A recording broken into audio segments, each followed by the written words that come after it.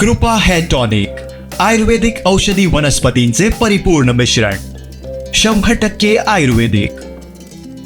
आनंदोत्सवातून रोजगाराची संधी देखील उपलब्ध होत असून स्थानिक उत्पादनाला बाजारपेठ उपलब्ध होते असं मत युवराज लखमराजे आणि युवराज्ञी श्रद्धाराजे भोसले यांनी व्यक्त केलंय. पाहूया.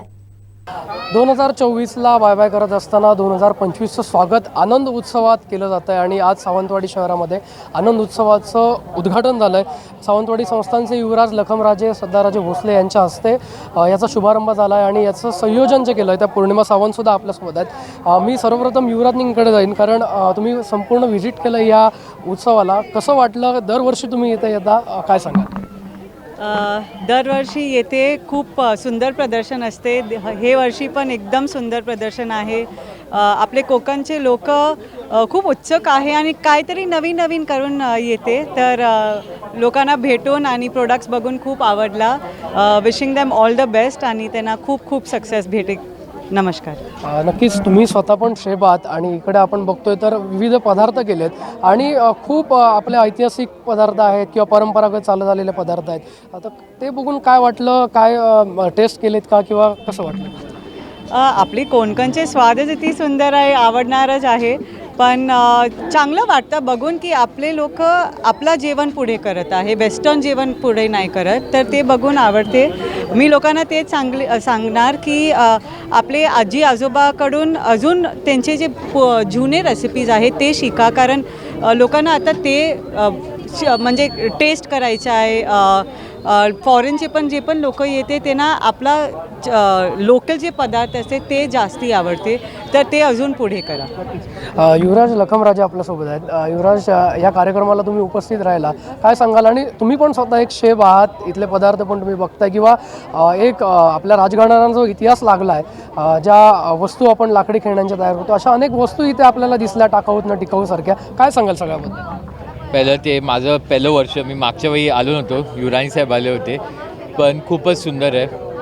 म्हणजे लोकांनी त्यांची कला, म्हणजे आम्ही बघतो त्यांचे प्रोडक्ट सगळे इथे उपस्थित आहे, तर चांगलं त्यांचं कलाची प्रदर्शन पण केलेली आहे आणि व्यवसायाच्या दिशाने बरोबर पद्धतीने जातात आहे. तर मी असंच म्हणजे मी प्रार्थना करेल की असेच पद्धतीने आपले बाकीचे युवक पण असतील आणि बाकीचे ऑन्टरप्रेनर असतील, ते कुठेतरी पुढं जाऊन म्हणजे आपले पूर्ण सावंत असतील आणि असेच युवक असं ऑर्गनाईज करतील, म्हणजे असे इव्हेंट्स आनंद उत्सवसारखे, म्हणजे कुठेतरी आपले कला, लोकांची कला पुढे येतील, त्यांचे प्रोडक्ट पुढे येतील आणि त्यांचे मार्केट चांगल्या पद्धतीने होईल. तर असंच पुढं जाऊन दे आणि मला 100% खात्री आहे की आपले कोकणची कला ते 100% पुढे येईल. सॉरी, मी आपल्याला एक गोष्टी सांगेल. इकडे आरोही परब म्हणून एक आर्टिस्ट आहे, ते क्रोशेचे फ्लावर्स करत आहे. लास्ट इयर पौर्णिमाने हे फंक्शन केलेलं होतं. मी त्यांना इकडे भेटलेले. आज ते हॉटेलमध्ये रोज दर महिने आम्हाला 300 रोजेस देते. किती पुढे गेली आणि ते बघून आम्हाला आवडते. तर हॅट्स ऑफ टू पौर्णिमा की ते लोकांना हे प्लॅटफॉर्म देत आहे, उत्सुकता देत आहे आणि ते बरं आहे आपल्या लोकांचं. असंच प्रोत्साहन राजघराण्याकडून पण मिळतं. सावंतवाडीकरांना काय आवाहन करायला? अजून 2 दिवस उत्सव आहे.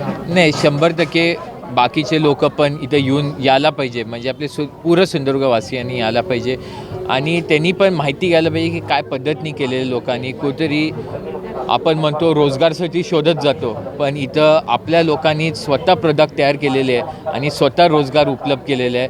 तसंच ते बघून कुठेतरी त्यांना इन्स्पिरेशन येईल, त्यांना कुठेतरी प्रोत्साहन येईल. त्या पद्धतीने 100% पुढच्या टायमाला करतील.